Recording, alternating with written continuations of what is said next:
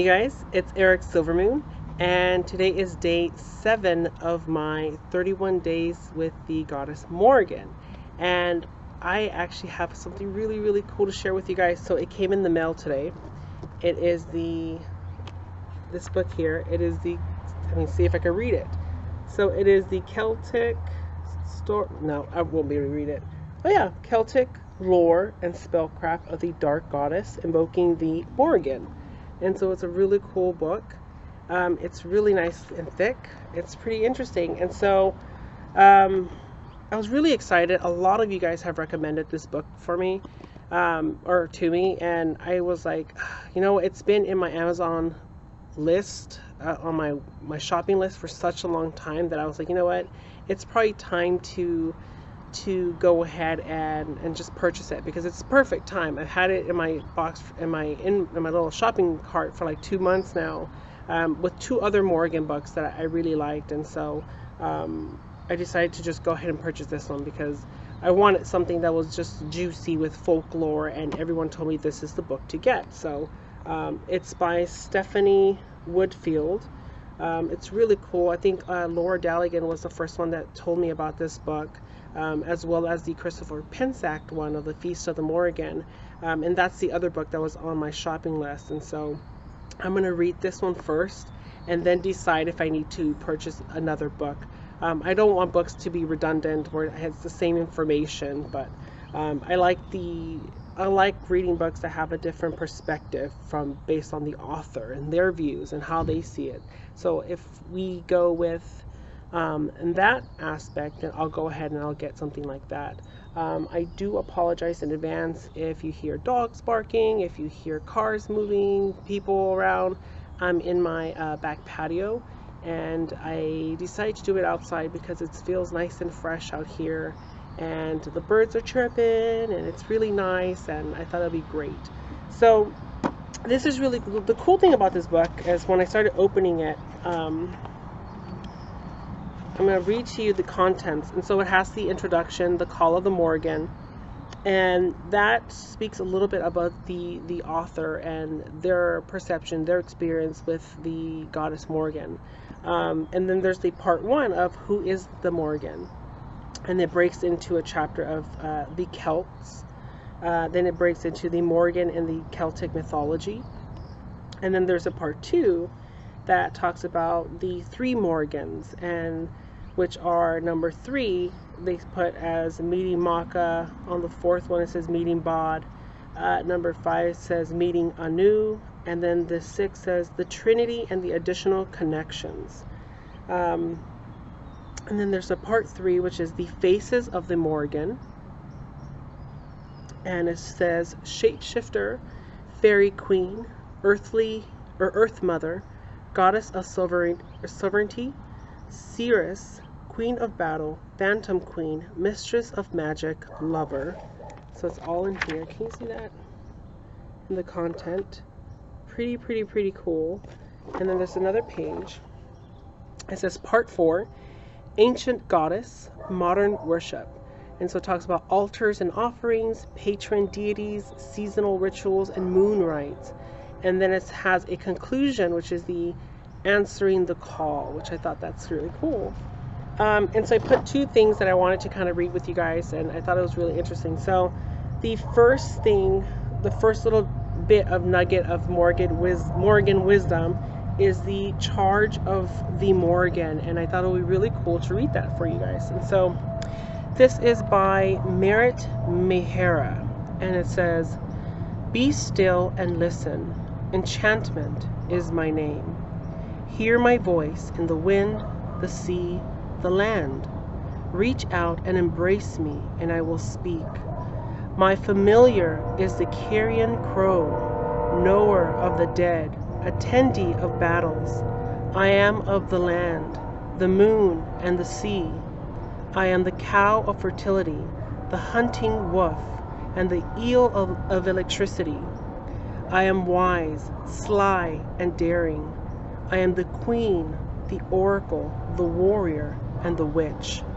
I am the sorceress that will not be ruled, the weaver of time, the teacher of mysteries. I am kin to the Bod and the Maka, for together we are the sacred three. Come walk with me near the sea's kiss. Let me show you the old ways and your innate power. Come join me under the moonlight and learn the ways of the warrior and the queen. Let me show you all the ends between. My ways are dangerous and difficult, but my gifts are true and blessed. Swallow your fear and come to me, and you will discover true beauty, strength, and courage. Will you take the risks and learn my lessons? Or will you hide from me and all I have to give you? Ponder now. What will you choose? So that's really cool. And I know a couple of you guys have reached out to me with your personal experience on the Goddess Morgan and your challenges and the things and trials that you guys have faced, and some of you have expressed your personal beliefs and your experiences on how you see the goddess, and you've told me that she's very stern, she doesn't like this fluff, she's very like this and this and this, and I think that's great. And if that was your experience, and that's really cool. But I kind of want to create my own experiences, and that's what I'm sharing with you guys here. And I do want to say that I'm not educating anybody on, this is how it needs to be. I'm just sharing you my personal experiences. This is my book of shadows. This is how I'm experiencing. This is the way that she's coming to me and how I feel. And so if I experience the Goddess Morgan in a fluffy fucking bunny way, then I'm going to do it. I'm going to share it with you guys. And I'm going to share with you the dark parts of it, the scary parts of it, the challenges, the sweat and the tears and the blood. I'll share that as well. If that is what she wants me to share with you guys based on my experiences. So keep that in mind, just so that you know that I'm not telling you how it is, or no, I'm not telling you how it should be. I'm just telling you how it is for me, if that makes sense. So I felt I needed to share that. But the Charge of the Morgan, that was really beautiful. I really liked that a lot. It's really powerful. I think I want to incorporate that in my Book of Shadows, even though I normally like to put in my own work, in my own words. This was actually really beautiful. And so that was great. And so the introduction, like I said, it talks to, well, let me show you the little charge. This is a really, really cute thing. It just has like a nice little charge of the Morgan by the author, really pretty. I thought that was great. Then the introduction has a quote by Michelle Skye, Goddess Alive. It says, "The beauty and might of this goddess lie not only in her connection to the cycle of death, but also in her ability to mold her power and gifts to the current situation, to the needs of men and women, to the requirements of the gods." That's pretty cool. So the introduction, like I said, I read it briefly. It's the author's personal experiences, and then it goes into part one. Who is the Morrigan?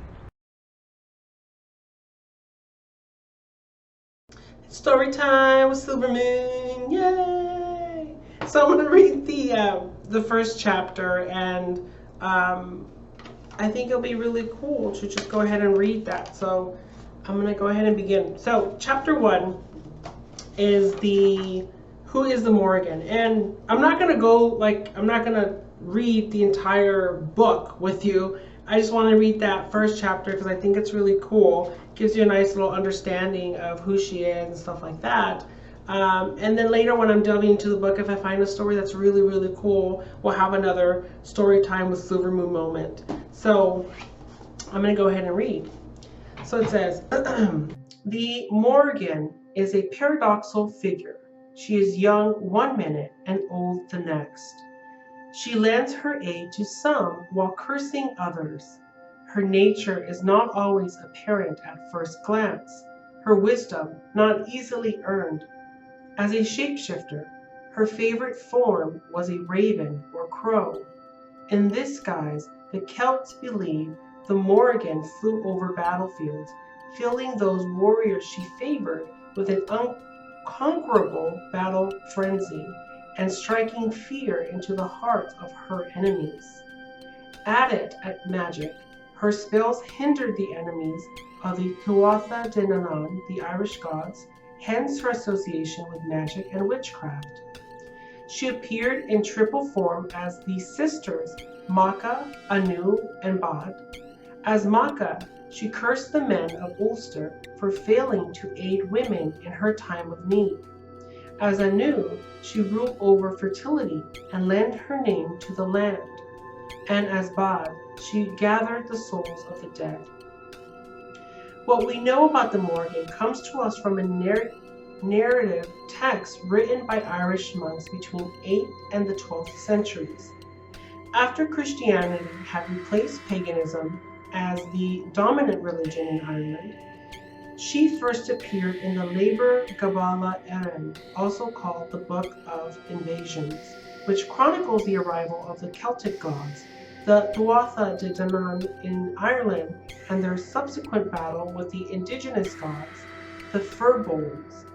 She is also a pivotal character in several other narratives, the most well-known of which is the Tan Bó Cúailnge, or the cattle raid of the Cooley, where she acts as both the hero's adversary and his benefactor. These stories were not recorded by the Irish pagan, but by the Christian descendants who left their own mark on the old myths, adding to the difficulties in understanding the Morrigan's complex nature. While we will be exploring each of her myths and her roles in Celtic mythology in greater detail, our first clue to the Morrigan's true nature is in her name. So that's interesting. Like Morrigan herself, the translation of her name shifts and changes depending on the source. The second part of her name, Rayven, translates to queen, and no other alternative translation appears for this part of her name. The dilemma lies with the first half, Mor, has been attributed several different meanings. In most texts, a mark of length appeared over the O, but in some citations and glosses, the mark length is ominous. With the mark of length, Mor means great, which would make her the Great Queen. That's cool. This translation is most widely accepted one and probably the most accurate. If we accept this translation as the most accurate, it would suggest that her original function was concerned with sovereignty, making her a tutelary goddess rather than the goddess of war. We see similar names applied to the Celtic goddesses concerned with sovereignty, such as the Welsh Rhiannon, whose name also translates to Great Queen, from a similar root, Rigani, which also means queen. There are also a surprising number of landmarks, earthworks, and bear the Morrigan's name or are associated with her, from which the twin hills called the Paps of the Morrigan in Country Meath to the cave of the Cruachan, which was said to be the Morrigan's dwelling place when she wasn't causing havoc. Her connection to fertility and sexuality also seemed more appropriate to the goddess concerned with the land and its continued abundance rather than the goddess concerned solely with battle and strife. Without the mark of length, Mor has been connected to the Old Irish Mor, Muir, which translates to sea or water, making her the Sea Queen. This is a more debatable translation, but it is interesting to note that the Morrigan was a river goddess and was associated with bodies of water. It also furthered the connections to the Morrigan with the Morgan Le Fay of Arthurian legends. Again, the Mor in Morgan Le Fay name is spelled without the mark of length. Morgans were also a type of Breton sea nymphs, reaffirming the name's connection to the water and water spirits. Whitley Stokes offers an additional translation connecting Mor to the Old English mare, a word that survives today in the English language as nightmare, while in modern English this word refers to bad dreams. Mare originally referred to a phantom woman who usually bothered horses and cattle at night. According to Stokes, this would make her the Phantom Queen. The Morrigan is often equated with the Irish Banshee, another spectral woman, making this translation seem appropriate. Yet another translation suggests by Kim McCone related more to the Indo-European word for death, suggesting her name to be the Queen of Death. As a goddess of battle, this name also seems appropriate. As the Queen of Death, the Morrigan is a farrier who brings the souls of fallen warriors to rest in the Celtic otherworld, not unlike the Norse Valkyries to the Greek Charons. No matter which translation you prefer, each meaning works on some level with the Morrigan. Her name provides us with clues to her original nature. She is the Phantom Queen, a Sea Queen, and most important, the Great Queen, who bestows sovereignty and personifies the land. The only translation that associates her specifically with war is Kim McCone's making. It's clear that war was not her sole original function. That is not to say that war and battle do not play a large role in the Morrigan's personality and mythology, but that connects evolved over time and can overshadow her original role. While the Morrigan is a goddess of battle par excellence, it is not her only title. With the better understanding of her name and possibly her original place in Celtic pantheon, we must take a closer look at her culture from which the Morrigan originated. The world we now live in vastly different from the land of the ancient Celts, and we cannot pretend to understand the myths and stories they left behind without first attempting to understand their world. So that was the first chapter, and I apologize because I'm not a very good out loud reader. I tend to read in my head in the British accent, so that was pretty much it. So that was interesting, and so I like the way that kind of took place and how that happened, because everyone tells me stories of just the battle part and how hard she is and all of this. But I know that she's different in many different forms, because throughout my years, throughout the lessons learned, I feel that she's come to me in the fairy folklore. She's come to me in other different forms, and not all of those were very aggressive. Some of them were very motherly. Some of them were very kind and sweet and fun and playful. And yes, some of the challenges of the Goddess Morrigan have been difficult, but that's why I feel that she is so unique to so many different individuals, because she knows that each individual is different and she has to approach them in a different manner. So she approached you in a very hard, aggressive way. That's because that's the path that you needed to go on, because that's where you're going to heal the most. So for me, I got her in a very motherly way, and that's validating for me. That's my story. That's the path. Who knows if she's going to throw some challenges, which I already know she already has, is possibly going to go more. But I like that. There's different faces to her, and understanding those and knowing that she's going to come in different forms, in different perspectives, and different things that not one person can tell you who she is. So you have to piece all of those together to understand the greater picture. And so that was cool. So that already got me all worked up. So I think once going through this book, like I said, if I find something that I just find really fascinating and want to share with you guys, I'm most definitely going to do that. So thank you guys, and I hope you enjoyed this little story time with Silvermoon. And you know, those probably be different ones, as I said, as I decide to share things with you. There's some cool spell work, I think, in here too, which I'm interested to tap into. So thank you guys so much for joining me today on day 7, and I will see you tomorrow for day 8. Blessed be.